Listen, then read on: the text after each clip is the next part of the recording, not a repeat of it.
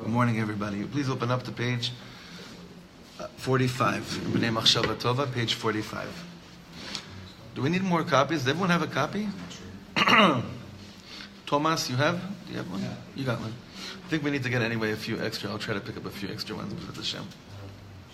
Just a quick word of Eitzah. Not an Eitzah, I just want to share what works for me. I haven't done it in a while.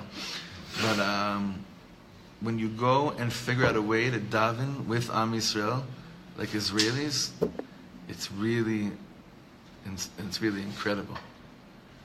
I'm not talking about shuls. I'm talking about finding a way where, when there's a hitgalut of the nefesh with Am Yisrael on a bit on larger scale, something happens to you. You can't even describe it. Basically, last night it was an event.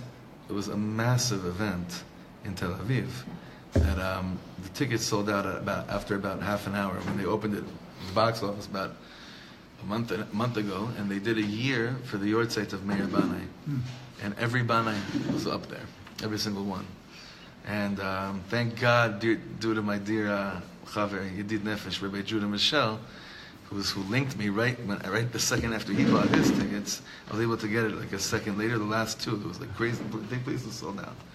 And something about his music was always that and it happened when you were at his concerts. You started davening, whether you wanted to call it davening or not. You were davening. En ma lasot. When his neshama gets exposed, a little bit revealed, and he's in tune with it, you start praying. You could call yourself an atheist or non-religious. It doesn't matter. It doesn't matter. It's all stam words. The emphasis it's in tefillah. So it was a very, very emotional night last night on many levels. My wife and I were very nervous to go because no one can sing his songs. You know, there's certain artists that even if there's a million cover bands, you can't, and they're great. You can't really sing the way that the person who brought it down and expressed it sang their tunes, as good as you could do it. And they admitted to it on stage. His brother, his uncles, his nephews, his cousins, they were all up there. This family, Bnei, is a massive, iconic family in the world of, Jewish art, Israeli art, not just music, also actors. But was a sense in the crowd that everyone there was davening. I can't explain it. The last song is a very famous song where everyone went up. Where the song, I think you know this. It goes like this. Mani ani rak ben adam, ani chai ve'omed kmo kulam. You know that song? ואני רואה עתיד וחושב תמיד שהכוונה נותנת אמונה. The whole place got up. The whole place, all the siblings started dancing. Amish on stage, dancing with each other. I'll send you a clip. Brothers and sisters, it was something out of this world, but it was Israelis in the heart of Tel Aviv dancing together. Shakavana notenet emuna. Anyway, if there's any tickets left, check. His brother is coming to Efrat Monday night. He's playing here in the Matnas, Eviatar Banai. And Kedai, Bemet Kedai. It's an experience. En ma lasot. But to daven with the, I felt like there was a huge hitgalut nefesh last night in Heichal Tarbut. Like there was a huge, everything we're learning. Like people are realizing, wow, my soul is exposed. It's being revealed. Now what? You know. So it was a very, very, very special moment, and I'm very, very much on high and very, very exhausted because the thing it finished very, very late last night in Tel Aviv. So Baruch Hashem, we come right to the Rabbi, to the Piasetzner. So we're in the middle of Ot Yutet.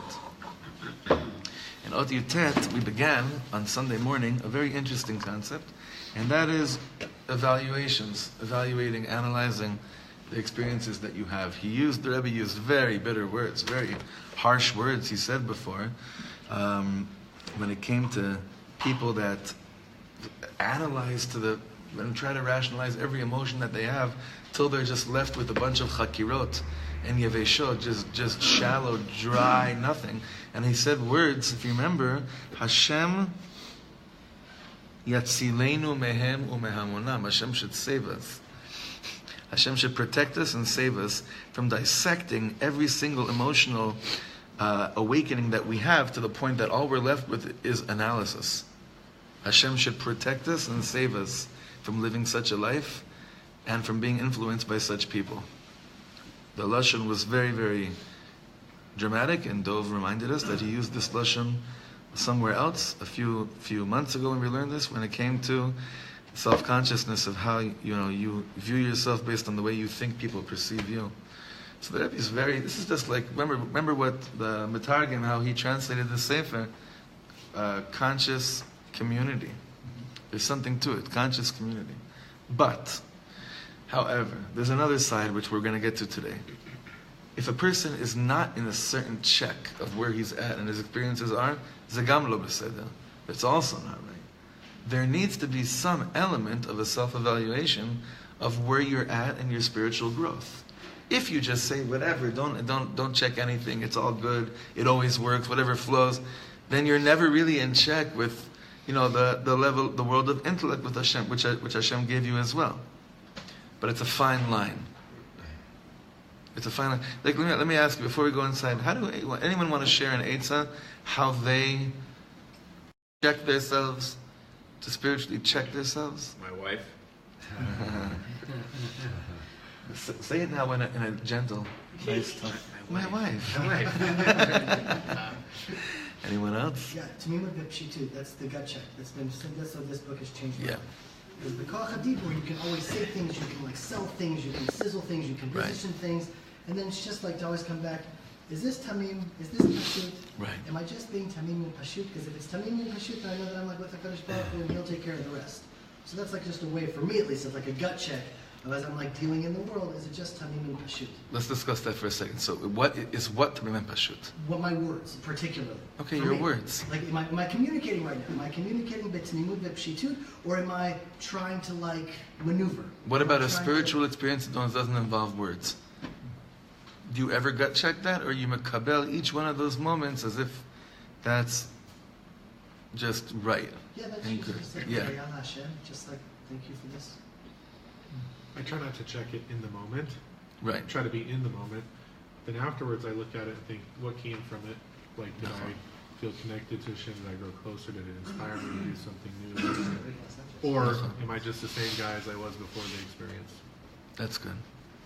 That's good. Anybody else? Can I ask a question before we go weiter on like the thing that we learned last time? The beginning of the Sefer was not having any air of exclusivity, right?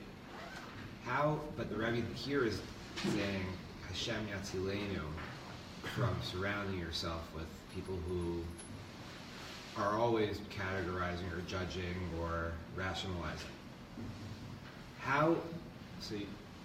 Baruch Hashem, we live in a world that's not, lots of different shapes and colors, and there are people like this, and there are people like this who don't live so far from us necessarily, and who I'm friends with.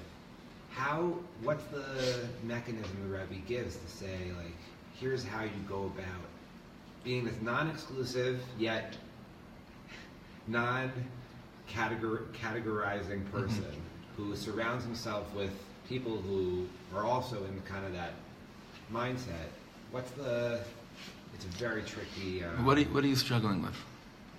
Well, you have... a person grows, right? Mm-hmm. Hopefully. It's always growing.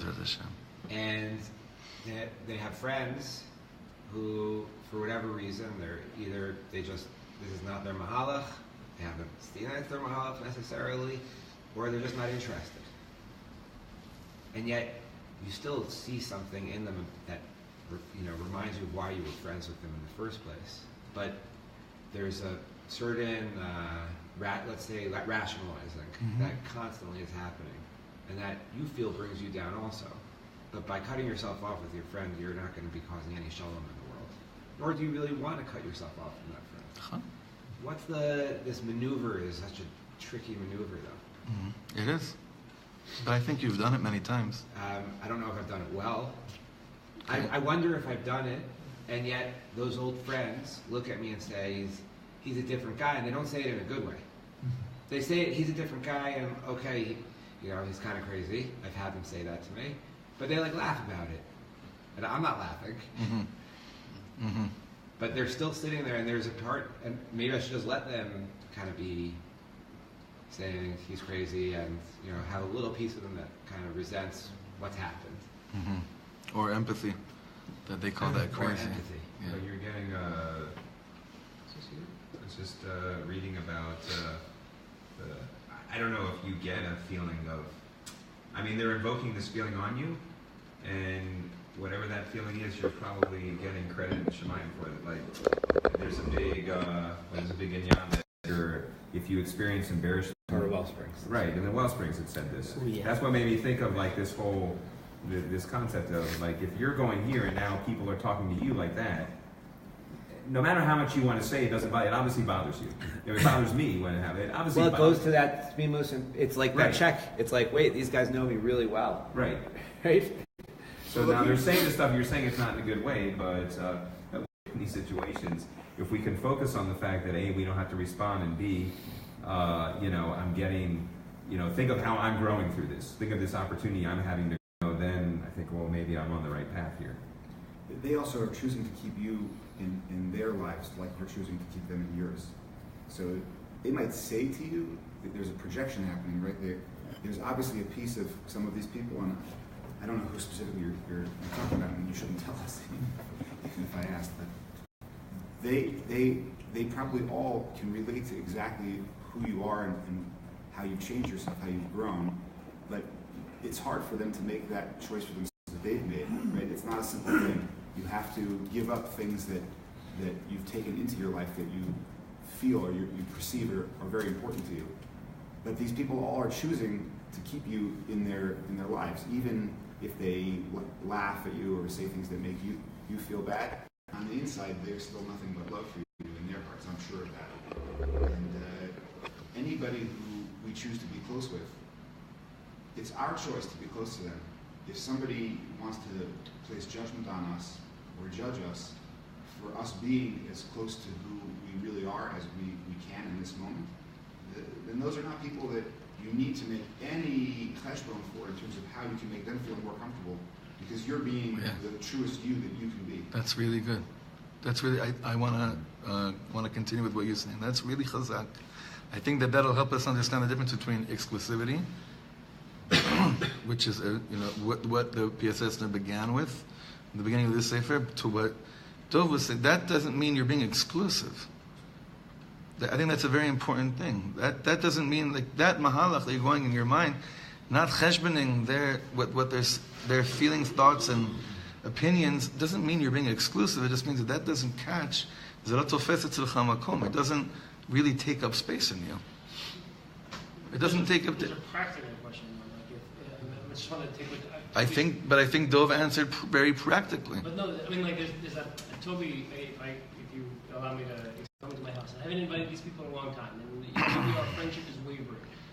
Should I invite these people, even though that I know that my Shabbat meal, my Shabbat table, is going to be around these topics which I feel uncomfortable with because they. What's the answer?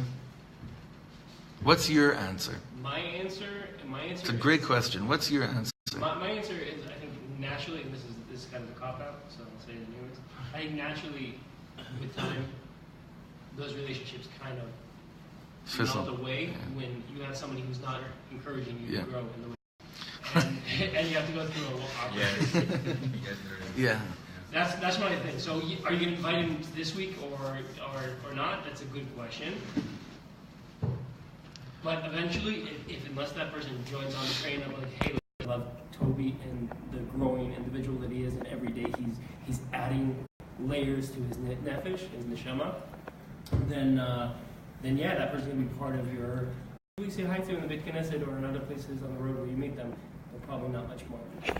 My wife and I call it that we have contextual friends and we have life friends. Our current context, whatever that context is, it could be work, it could be the shul we're in, it could be a lot of things. And they're friends, they're contextually our friends. And we enjoy them.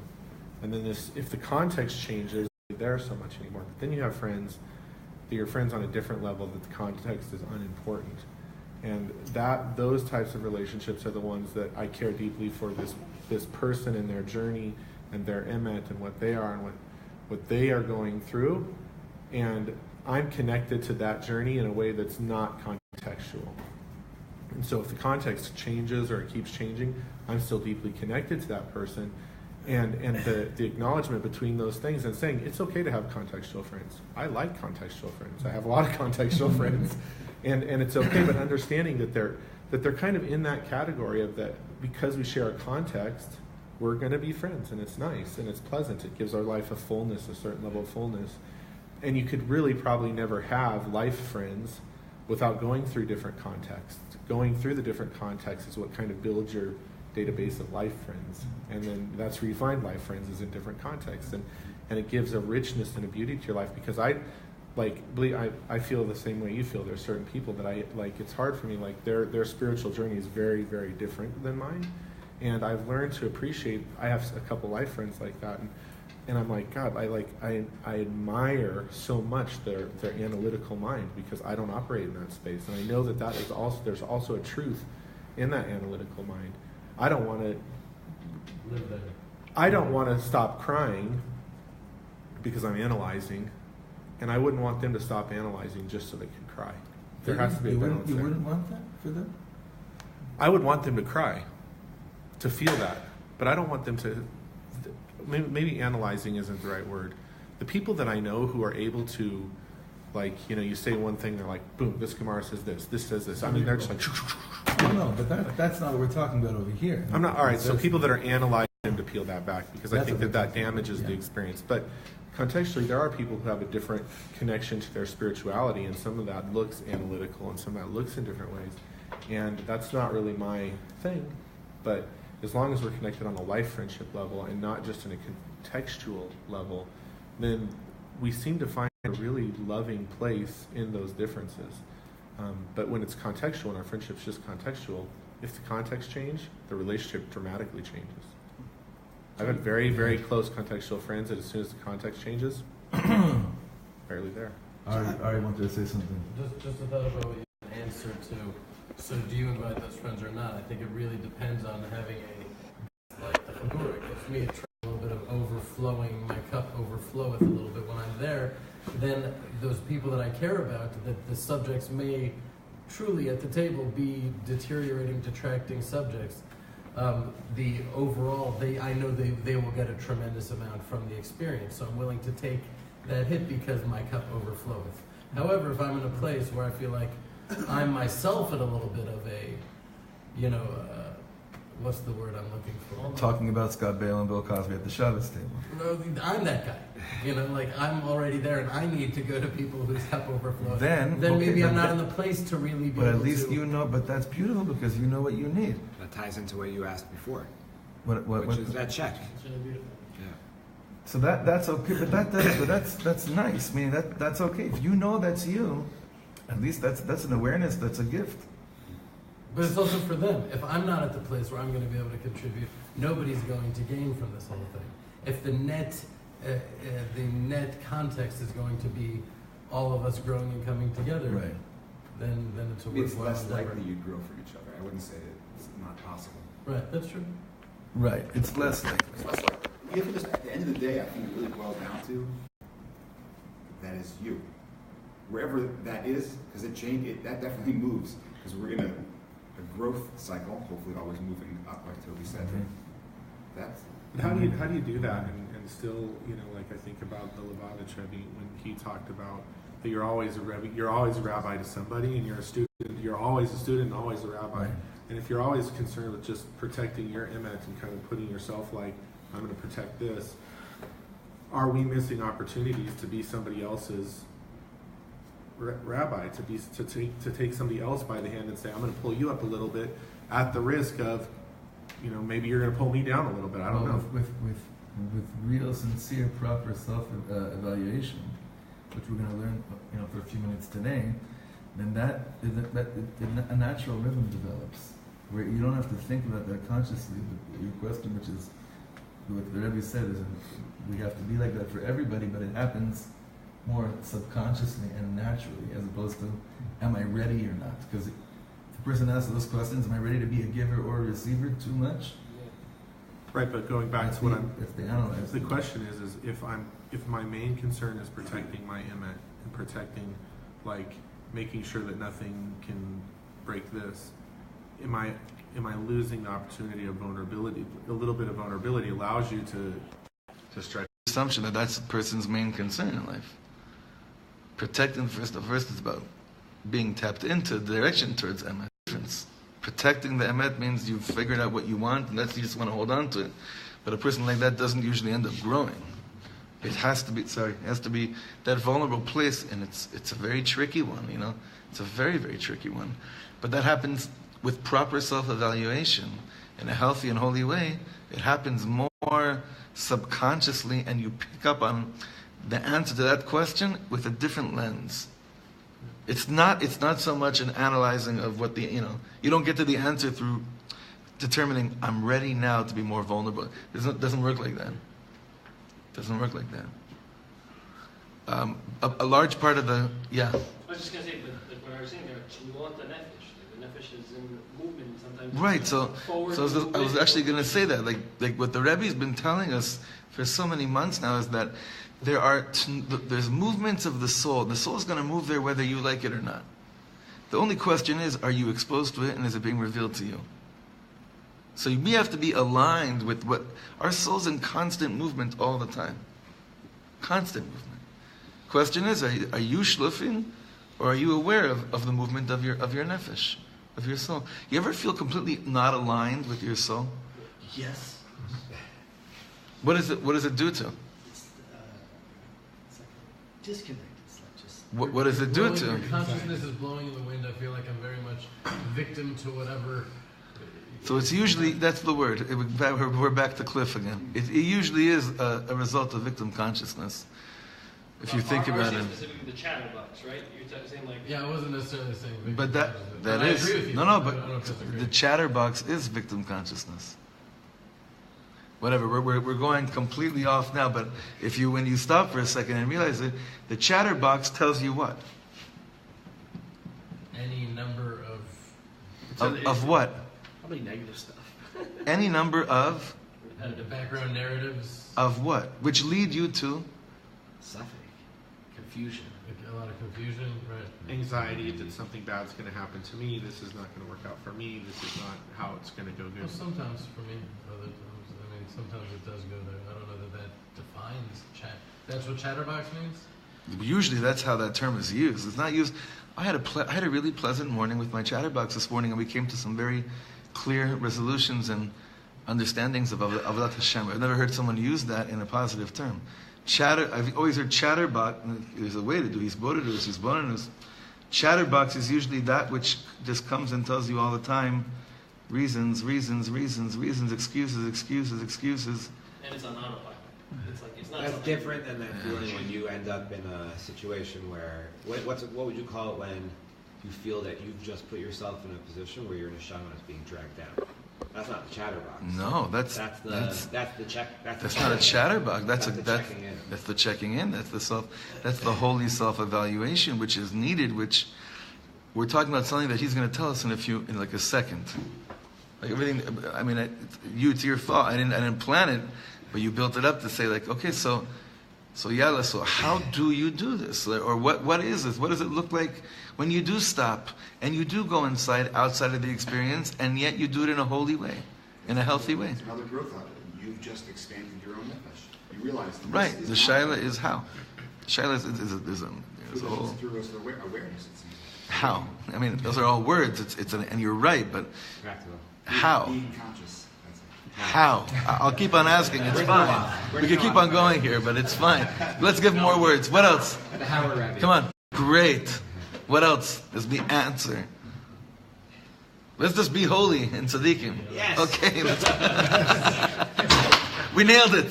We got it. You have it now. I know how to be a Rabbi and be a student. You could never read the base method. You'd be fine if you did that. Don't.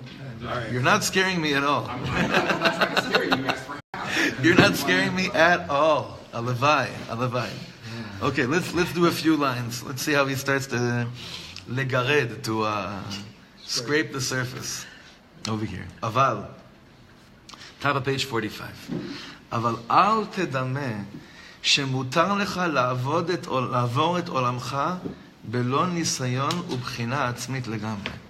Don't think to yourself that just because I told you before to stay away from those that dissect every experience and rationalize every single emotion, thus leaving them apart from their experience, he's saying, don't think for 1 second. That means you could go through your life without you also testing to see, getting a gut check reality and evaluating what happened to you. Where were you right now?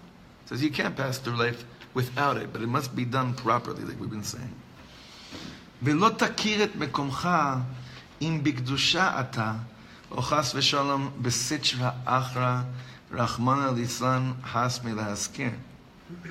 He's saying, don't think for a second that you could actually know where you're standing in the world of Kedusha. Just getting a sense of where are you? Growth, distance, whatever it is. Don't think and have da'at inside of knowing where you are without a certain proper evaluation. Now, we could ask, this is something that we haven't done here yet, really, I don't think since we started learning together. But if I would ask you, have we grown? So what would the answer immediately be? It would be yes. What was that based on? Your own check. Huh? Your own check. I wish. Yeah, it's not so much a check. It's more of this gut check reality, but it's not a check of like, it's, what do you mean I feel it? He's saying that's not really the answer. What do you mean? I come to shul so much. Okay, so maybe it could be based on actions a little bit more.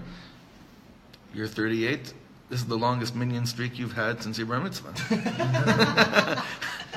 No, besides high school, maybe. In high school, they made it happen. Right. No, but yesh mashu. No, there's a sense. Right. There's a sensitivity. There's something bigger than just. What are you running towards? No, I think I'm looking forward towards this Yom Kippur. This Yom Kippur, I'm going to look back. Last Yom Kippur, I'm like, rock and roll. This was a good year. I just know that that's going to happen. That's awesome. So where I am amazing. now, it's like, I don't even feel like ups and downs, but I think the Sach all of us this Yom Kippur will be like, wow, that's an amazing year. See? So he's saying over here, you have to go through something. What that something is, he hasn't gotten to yet. But he's going to get to it right now. Isn't he saying that you have to have moments of reflection? Yeah. No, he's explaining how now. He's saying you have to have the reflection, The thing is, he wanted to preface everything, but he said before, because he doesn't want us to get into that dissecting, analyzing mode either, because it'll leave you not just outside of the experience, you'll end up denying the authenticity of your experience. You'll deny it if you don't have. Yeah. Zeu achiluk. So how do you do this? This is a very important thing. Hachasid ha'oved kshe'oleh bo hitorerut. When a chassid who's oved, he's avodas Hashem, when some kind of an awakening or an awareness does arise, mitorer, he wakes up. או גם כשאינו עולה מעצמו, מעורר את עצמו באופנים הנ"ל או באופנים אחרים.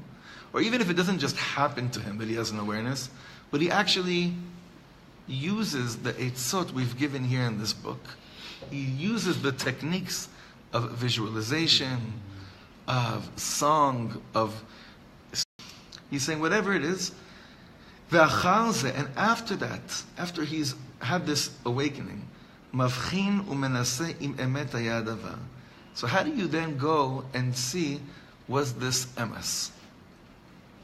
Or was it just an imagination?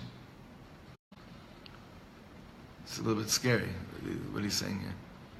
Because we usually don't want to ever ask ourselves that question. If rationalization enters into the picture anywhere, it's not emet. He didn't say that. What if? That's what I'm saying. What if? Okay, but we have to hear what we have to. It's not, I mean, it's gewalt, but that's okay. But I don't want to get us. I don't want to get us confused, because he's saying something very. He's gonna say, and he hasn't said yet. He's saying something very chad l'chalak here, something very sharp. Does it relate to substances? Huh? Because we had some of the chaver and Uman who were honest with us about how they cleaned themselves out before the experience because they didn't want to have Suffolk. I don't know if he's saying that here. It could be. I don't think so. I think he's saying literally when you use like natural methods of tools of awakening. I think. So after he has this experience, he wants to know if this was mamish emes. So it's interesting. He doesn't use the word amiti. He uses the word emes. What's the difference between the two? I know we're getting stuck in semantics, but it's something very important that I noticed. If he would say, he wants to say if it was amiti, that means, in English, if it was real, meaning if the experience was real. Here he's using the word emes, which definitely comes from the same mishpacha. Yeah, You can have very true. real experiences that have nothing to do with emet. When you were a little kid and you were in the basement of your parents' house and you were terrified of the monster that didn't exist and you ran up the stairs. Very real, it wasn't emet. Now, okay, so but can you go to? It wasn't real. It wasn't. You thought it was real. Your emotion, your experience was very That's real. our whole thing in life. Everything we go through. We're we talking think is about the real. difference between real. Okay, wait a second. Forget the kid. Talk about us. Okay, my business is going through a crazy fluctuation of things, and I'm terrified that I'm going to lose my business. And it's not emet. It's a feeling that I'm reacting to a situation, and I'm reacting in fear. And that fear, I'm talking about what I'm feeling. I'm not talking about the situation. I'm talking about what I'm feeling. That the reason he's describing, because we're talking about a spiritual experience. Right. So there can be something that's very real. You can go get goosebumps off of a movie. You can do a lot of different things that make you feel something that the feeling is real to you, whether it's fear, joy. That's a great example. Movies. You can go watch a scary movie right now, absolutely not real, and you could feel fear that inside of yourself is very real. The feeling is real, but it's based on sheker. There's nothing real there. Yeah, but Shimon, I think he's talking here about spiritual experiences. What I'm thinking about is I'm at a Rabbi Shlomo Katz concert, and I'm singing, and I'm dancing, and it's amazing, and the concert goes like, wow, what a concert. Was that real, or was that just Jeremy spazzing out and having just a blast? That's why I'm using. Emet? That's why I'm using the Or was opposite that example. just- I'm using the opposite example to show us that it can be that we feel, because you're asking the question, what's the difference between amiti and emet? I'm saying that I'm using the other side of the example to say that it's clear that we can feel something that feels very real. That's why he's not using the word real, because we can sense something that feels very real, but it may not be emet. It may not be true. So you may walk into a Shlomo concert and you may have this great feeling. That's a real feeling. Very real feeling, but was it emet? Right. That's what he's saying. That's why he uses the word how emet and not real. Right. That's why he's using the word emet and not real. Because even a drug-induced experience, like Toby said, Could that's be very, real for that very person. real. Is it emet? I don't know, but it's real for that person. That was mamash chavaya for them. So it was real, but it necessarily wasn't. I mean, emet to me seems like emet is like a gilui of Hashem. It's like emet. You've actually touched onto the reality of truth in the world. What he is, the truth. He is echad. You've actually touched an emet. Was that emet or was that just a chavaya? Was that just something that happened that I felt good, that I thought good? So here's the catch. You know the truth. If you drop acid, you can't do the evaluation of whether it was real or not. What does that mean? Meaning you can't, like with this havchana, meaning through substances, it could be that the experience felt very, very real. But this work here to know this dot of emes based on growth afterwards, you can't do it with that. There could be there could also be emet there, but there will be a sofek in your inside of yourself. Was it? Which means that it was sheker. Right. Simple. Just because there's a suffix means it's sheker? No, it means for you, you can't do anything with it. You can't. Amalek injected his poison into the experience. Why is that? Say again? Because you can't actually do anything. You can't do anything with it. It's all emet. Amalek Because if you act on something where there's an infusion of suffix, then it's going to be tainted. Even if you act, right, let's say you continue to act upon it, you'll keep on getting confused. Wait a second, there was real closeness. No one's going to doubt the realness of those moments, right?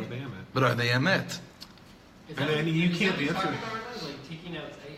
No. We're fake from moments. Like no. We're just now. We're really extracting. Okay, so I mean, basically, what you've said so far is that T is a subjective or a relative truth, right, or experience, and emet is an objective experience.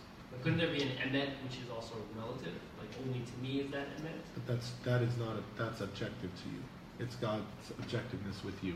You're saying there's something that can be subjective to me and objective to So me. just but not like necessarily if you subjective follow it and one step objective. at a time, right? You to go back to the extreme example, you drop LSD, you have a very, very real experience, and from that real quote unquote experience, you go to shul every morning, put your tefillin on, you daven for the rest of your life in shul because you had this real experience. But maybe somewhere in your mind the whole time you're like, But it was LSD. yeah, I'm doing this, but was it the LSD that made me do that, or was it God that made me do that? Or was Right. it, and as soon as that gets in your head, it's done. And so any time that there's an infusion of questioning whether the emet of the situation was real or not emet, then it's a sofek, and the sofek makes it by default not emet. But it's a good thing what you're pointing out because he's not speaking. We went a little bit far, but you're right. He's not talking about sfekas here. He's not. We have to. You guys have a few more minutes? Yes. Okay. And usually when I ask questions, is everyone with me? It's like, yes. No, I know, but it's a lot. It's a lot. So I just want to make sure that it's okay to go weiter. Let's see. Let's see what he says. So he leaves shul, and he's saying, I did that visualization. Kisei HaKavod was in front of me, like we saw with the Ravid, the Rambam, the Ravid.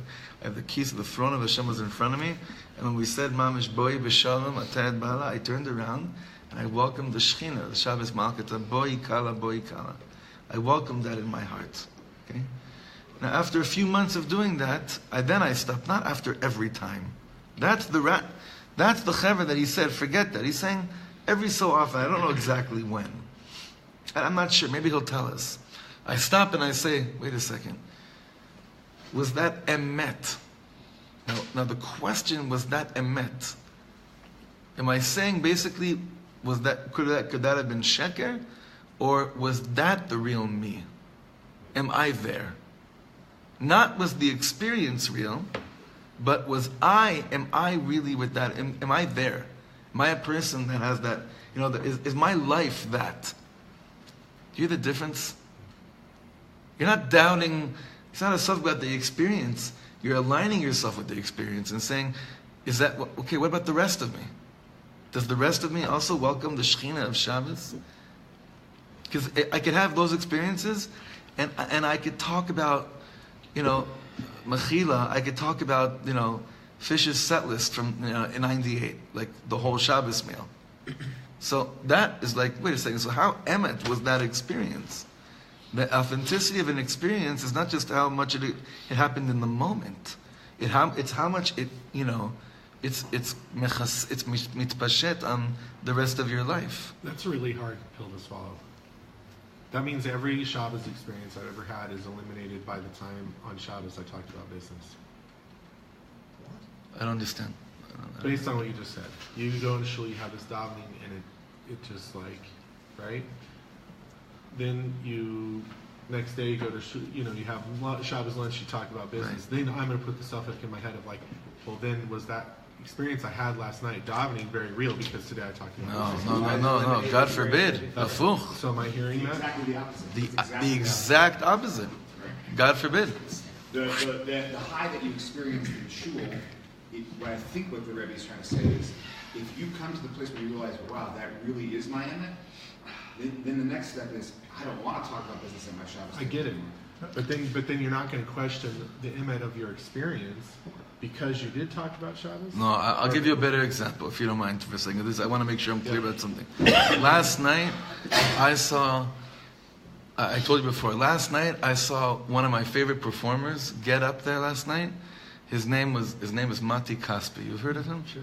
He's an Israeli singer. The guy is a genius. I grew up under my father. When CDs first came out, I remember I'm dating myself a little bit. I remember when you guys remember when CDs first came out? So you don't remember when CDs? No. Right, sure. It was like the size of Texas. These boxes. He opened up a little. My father bought Yanni, Esther Ofarim, Mati Kaspi, and Safam. All right, all these cats. No, nothing to do with each other. Safam. Oh yeah. You play with Safam. Yeah, exactly. All right, so last night, Mati Kaspi gets up on stage, and he produced Meir Banai's first album, the big one, Geshem. Very famous song. Geshem. Very amazing, right? Now, while I was davening, Ki tzarich lishtof hakol, the weird, like I said before, I was praying the whole night there. The whole crowd was. Please bring down rain because tzarich lishtof hakol, everything that needs to be washed away, right? And I really felt like I was davening for that, right? I came home, let's say, hypothetically, I came home afterwards, right? And I felt like what I was doing would be really, it's really okay if rain doesn't come and wash away everything. I'm okay with my old schmutz for a little bit. Does that mean that what I experienced wasn't real? Absolutely not. I'm saying the tendency that you now have a suffix that what happened wasn't real. Because it didn't change you. That's a mullet. Like it didn't quote unquote change you. That's what it means, a self-evaluation. But that's what it means.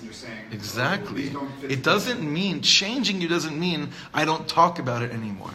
Changing you means you're aware. That means that's the most real thing there is. Much more than actual change. It's such an important distinction to make. No, that's why it's so good you brought it up. Right. But you hear how different.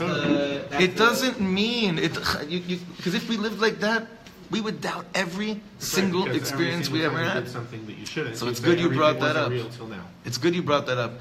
It's a moment we said we're trying to align ourselves with the revelations of our souls, right? You're not going to align yourself with the revelation of your soul when doubt comes into every experience. Right. That's not going to be what happens. That's why, honestly, Brenner, like, David, you really set the tone for many of us when you spoke there in the Tzina, because I don't want to doubt. It's hard enough to know what to do with the awakening of the soul as it is. I don't want to doubt its authenticity. It was a huge limud when you poured out his art in the Tzion. So that's very important that you're bringing a distinction. We're not saying that if you're able to speak business at your Shabbos table after experiencing Keter Yitnu Lecha, that it wasn't real. If you're thinking of, if you weren't aware, Bichlal, that there's anything wrong, I can't even say that it wasn't real. It just means that you're not with it. You're not aligned with your soul's experiences. Absolutely. You're still peeling back to connect to your emet and your truth of yourself. Absolutely. And it's very good that you brought up what you brought up.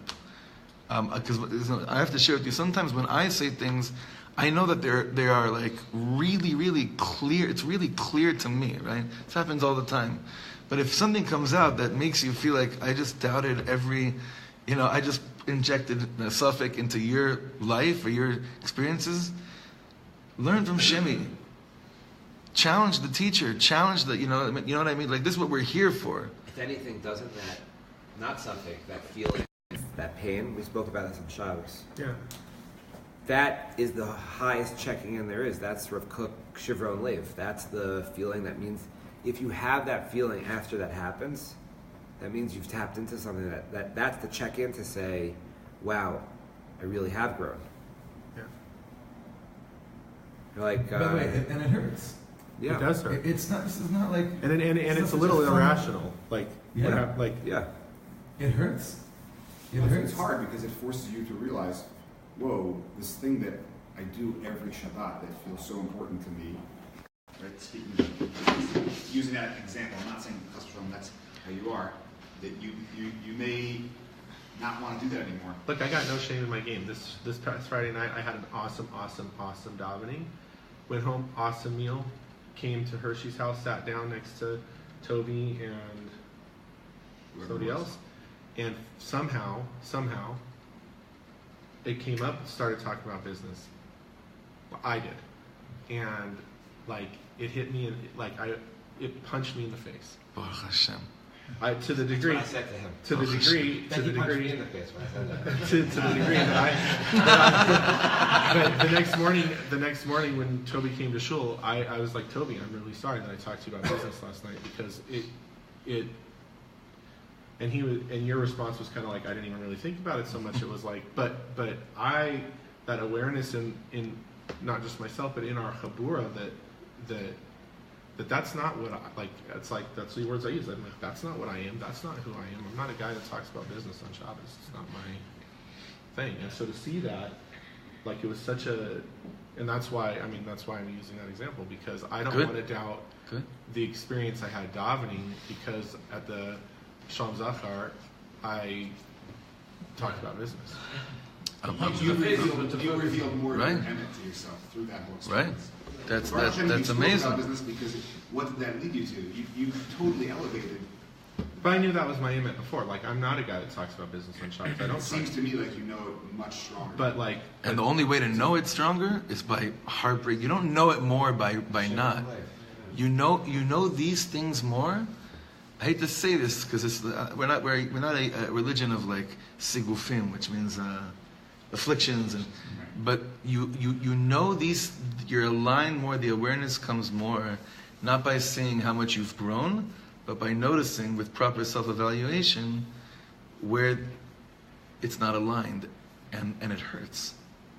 I think this is what Rav Kook's talking about when he says, Yeah. you're going to have this moment. That's what Toby was saying.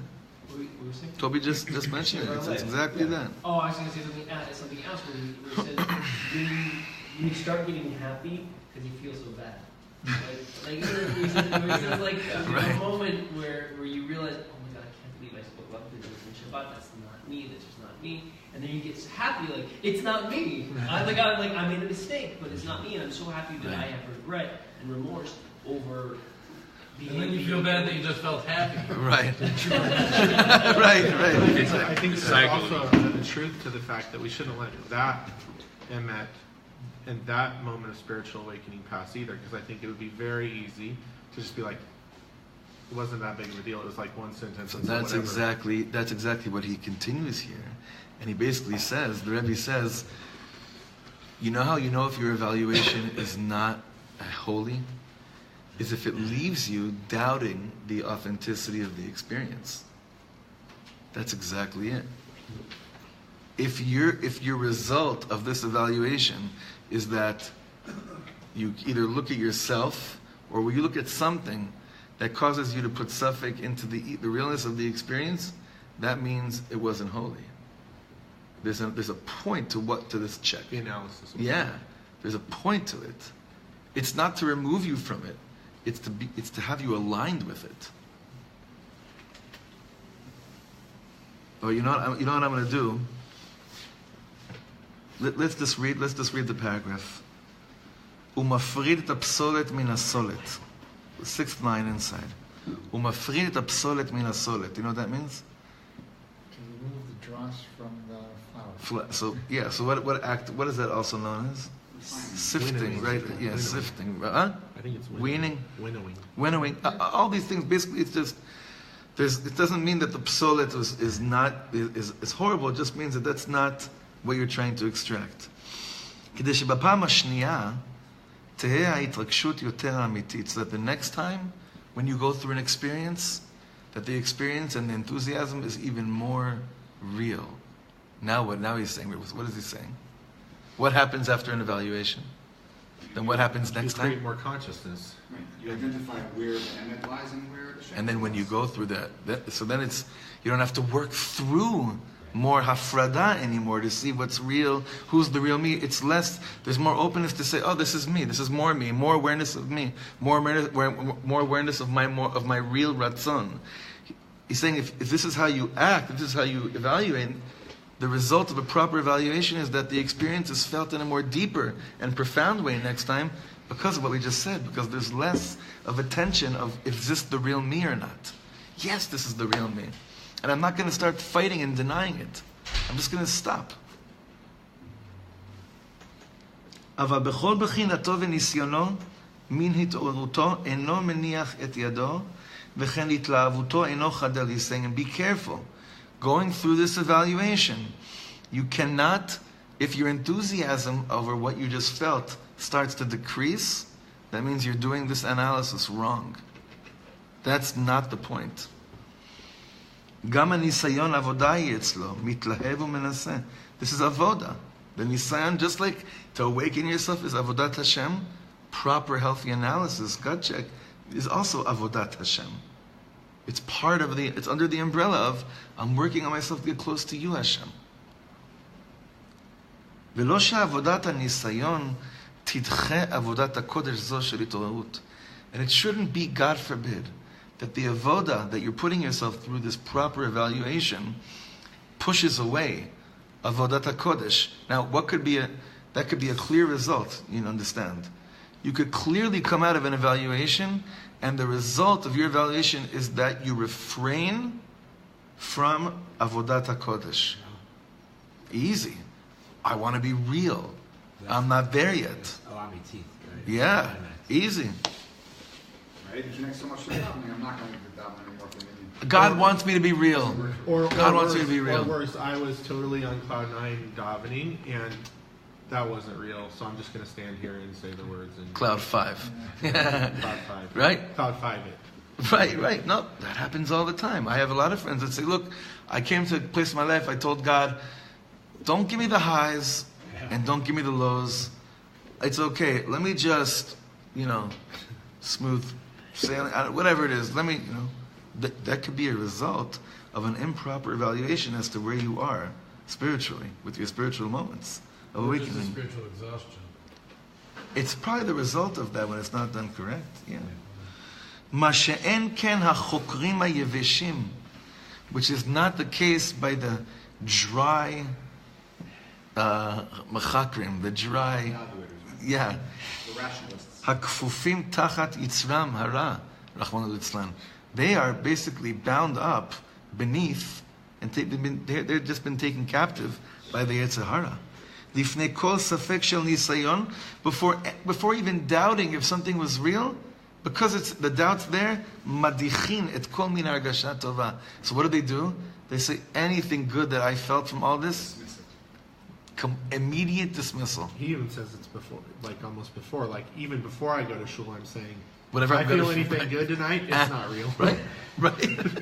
They feel taken captive by the... Nachon? That's what he's saying, I think. We've got a bunch of captives here. Including the ones at this table. You're talking about around this table? No. Weiter. Pitchu na einechem. Open your eyes, ure'u, and see. Ki yad hayetzer hara hu b'mal hazeh. Open your eyes and realize this is the avoda of the Yetzer Hara. This is the avoda of the Yetzer Hara is exactly what we just said right now. That you're saying the whole thing. the whole thing, if there's a suffix into the realness of this, notice that when he was using the description of proper evaluation, he didn't use the word suffix or not. He was more speaking about where am I with it, you know? He's not saying was it real or not. He's saying, where were you with it? That's how we learned it out. When it comes to the other one, he's saying, these mechakrim, because of everything so analyzed, they come to the place of saying this movement. He's leaving doubt out of the equation altogether. He's just saying, that thing that you're feeling, that real feeling that you're having, you can just like Hershey likes to say, mark that Mark that moment. Mark that moment. They're saying if the moment didn't last and it was just a moment, then it couldn't have been real. Couldn't have been real. And all we're trying to do is make enough marks of moments to then eventually.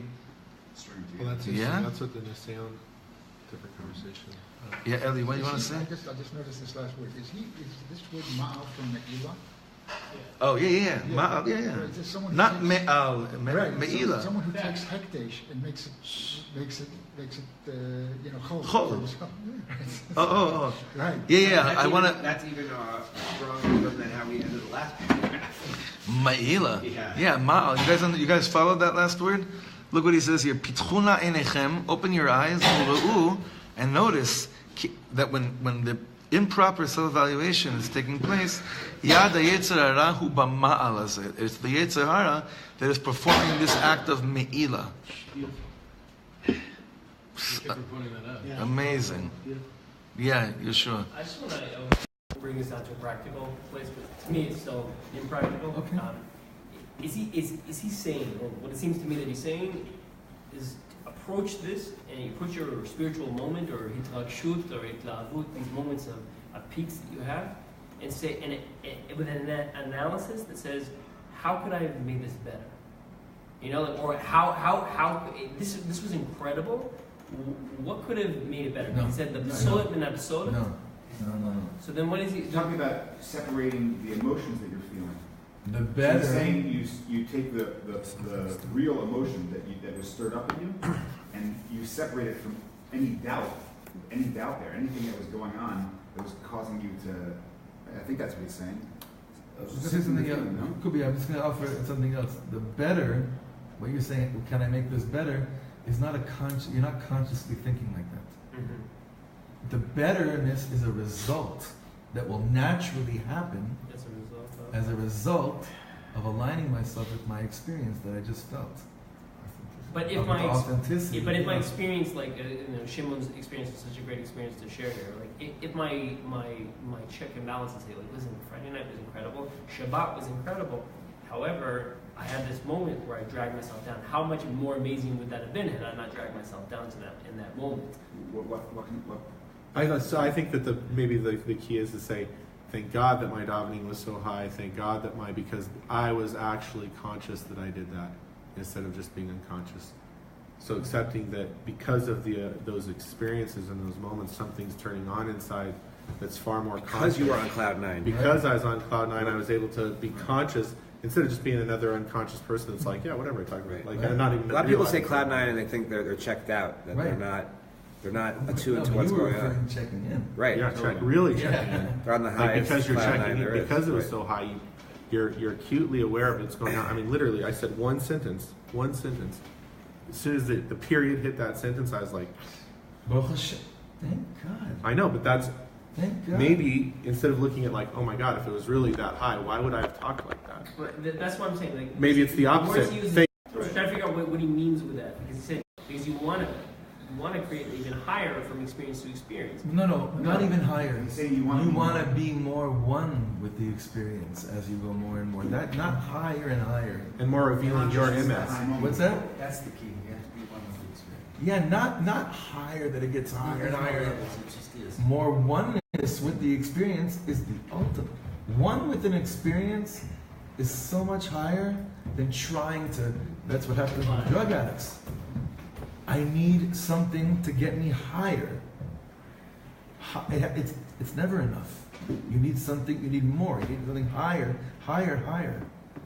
He's saying, no, the ultimate consciousness is that next experience, I'm just going to be more present and more conscious with the oneness of the moment.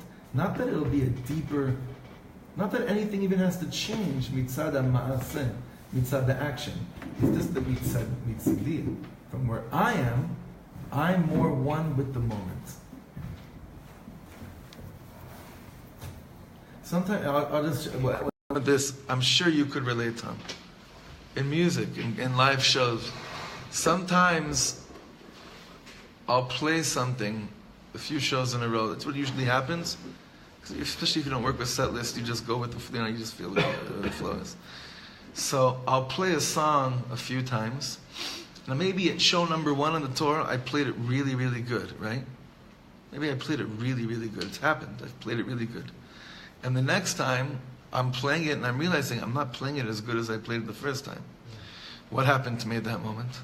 Comparing this to the experience. But what happened to me? I'm less in the moment. Go to night 3. Right. I'm playing it maybe just as good, maybe not as good as first night. Do I care? But I'm one with every word. What was higher? What sounded better? 3 than 2. 3 than 2 and 1. Yeah, you're all with it. 3 sounds better than 1. For sure. To the authentic listener, he'll tell you that in a second. To the critic and the analyzer, he's stuck on. You missed that. You didn't play that. That happens to me all the time. When I listen to certain artists, I'm like, I see he's becoming lazy with that lick. I'm like, come on, Shlomo. Who knows what he's experiencing right now? How much he's one, so much more one now with the open space as opposed to the flicking between F and G. Yeah. You understand? Is that a little bit more practically? Mechaven? Absolutely not. But yeah. No. You know what I mean. No, absolutely. You know what I mean. All right. I just want to say one thing really quick.